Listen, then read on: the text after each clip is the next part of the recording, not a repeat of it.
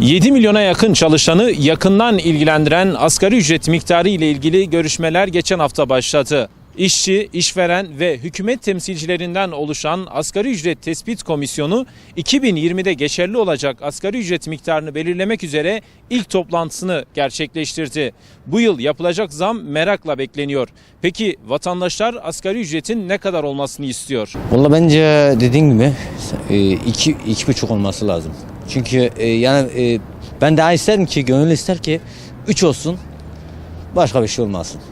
Çünkü ben de işçiyim. Benim aldığım yani şu andaki aldığım 2020 bana yetmiyor. Kiram var, bunun suyu var, atırı var. Yani her şeysi var. Geçim zorluğu çoğaldı yani. Yani zor geçiniyoruz. Valla ben işçi değilim şu anda mesela ama ben işverenim. Normalde asgari ücret az.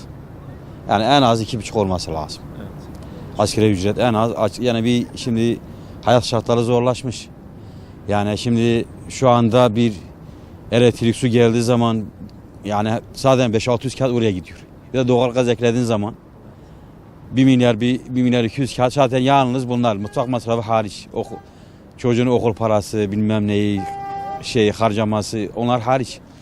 En az 2,5 olması lazım asgari ücret. Asgari ücret şu an 3 bin lira olması lazım. Sebebi ne? Gaziantep'te ev kirası 700-800 milyon. Geçim derdi zorlaştı. Çocuklara biz doğru düzgün yani çalışamıyoruz, edemiyoruz. İş arıyorum, iş bulamıyorum. Meslek var, meslekte bir şey yaramıyor. Üniversite mezunu adam ne yapsın yani? Kırgızlık mı yapsın yani? Asgari ücret arıyor, asgari ücret yine iş bulamıyor. Bizim Türkiye'nin sonu ne olacak? 2020 lira, toplam 2155 lira toplam çocuk parası veriyor. Toplam 2155 alıyordum. 750 milyon ev kirası veriyordum. Çocuklara harçlık veriyordum, karnımızı doyuramıyorduk yani. Bu kadar yani. Neden? İşsizlik yok yani. Asgari ücret yetişmiyor. 2020'de adam kendine üst baş mı alsın? Çocuğunun servisini mi versin? Kendine mi baksın?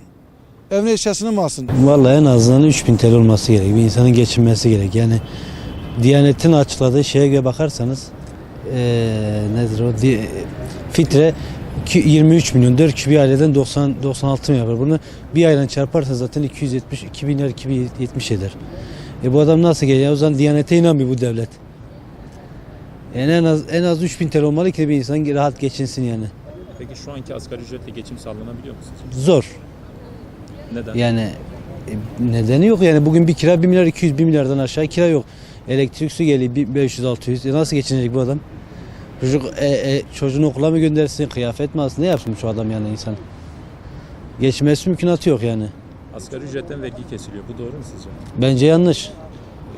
Büyük iş adamlarından kesmilir de asgari ücret çalışan adamdan vergi kesilir yani. Sizce adalet mi bu? Vallahi çok zor şu imkanlar altında çünkü yani bu sene elektriğe, suya da gelen zamdan dolayı yani aldığımızdan verdiğimiz hiç karşılamıyor. Ne yerinde sayıyoruz ne ileri gidebiliyoruz. Anadolu'dan daha alta düşüyoruz yani şu an. O yüzden yani yüksek bir rakam bekliyoruz asgari ücretlerin zamlarında dahil. Yani zam gelirse de yani bazı mallara zam gelmesin yani ürünlere gelmesin. Ondan sonra ne bileyim gıdalara gelmesin. Yani verilen zamı da hakkını versin de yani şu an biz onu istiyoruz. Onu da bekliyoruz inşallah olursa güzel olacak. Peki sizce ne kadar olması gerekiyor asgari ücret? Yani şu an Türkiye'nin geneline bakılsa 3.000'den aşağı olmaması lazım ama işte onu da yapmazlar, onu da biliyoruz.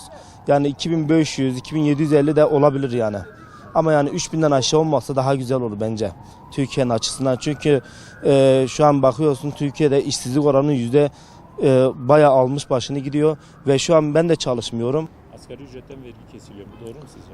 Kesiliyor ama doğru değil yani. Çünkü zaten verdiklerinin içine kesiyorlar. Bence kesmemeleri lazım. Yani bir zam yapıyorlarsa net bir zam yapıp o işçiye net bir maaş vermeleri lazım bence. Çünkü verdiklerinde kesinti oluyor, şu oluyor, vergi oluyor, şu oluyor. Yani verdikleri zam artı %50'sini geri alıyorlar. Ne anlamı kaldı bu işin? Evet 2020 lira. Ama olması gereken kısmın çok altında bence.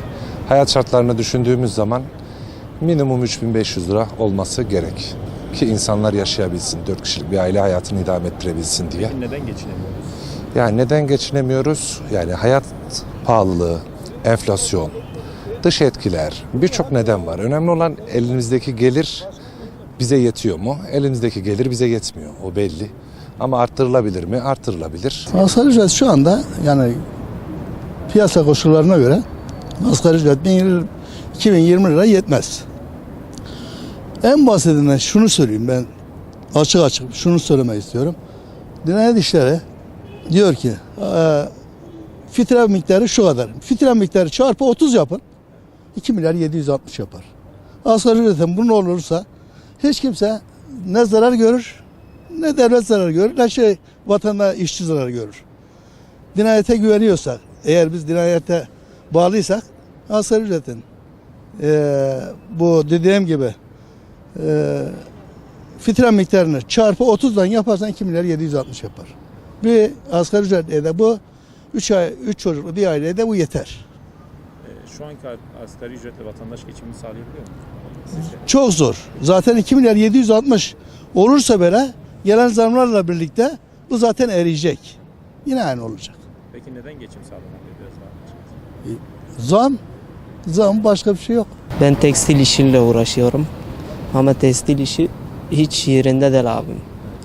Yani Asgari ücretle geçinebiliyor musunuz? asgari ücretle ben kendim geçinemiyorum. Bir aile geçindiremiyorum ben. Misal ben geçindiremiyorum bir aile. Neden geçinemiyorsunuz? 2020 lira bir şey değil yani abi. 2020 lira elimizde de geçmiyor şu an iş yoksulluğundan. Elektriğe, suya zam geliyor. Vergi geliyor. Ney bu vergi abi? Olmaması gerek bunların. Yani asgari ücret en azı 2800 lira olması gerek. 3000 lira da değilse 2800 lira. Yani bu yüzden geçinemiyor. Verdiğimiz kira da belli, şey de belli. 700 lira kira veriyoruz. 200 lira elektrik suyu geliyor. Ne kaldı? Çocuk okula gidiyor. Çocukları yaşatamıyoruz yani. Yani biraz daha zam olsa daha iyi olacak asgari ücrete. Asgari ücret ne kadar olması lazım kardeşim? Asgari ücret 1 trilyon da olsa onun alış gücü olmadıktan sonra hiçbir paraya yaramaz. İsterse aile 1000 lira olsun, her şeyin yerinde durması lazım.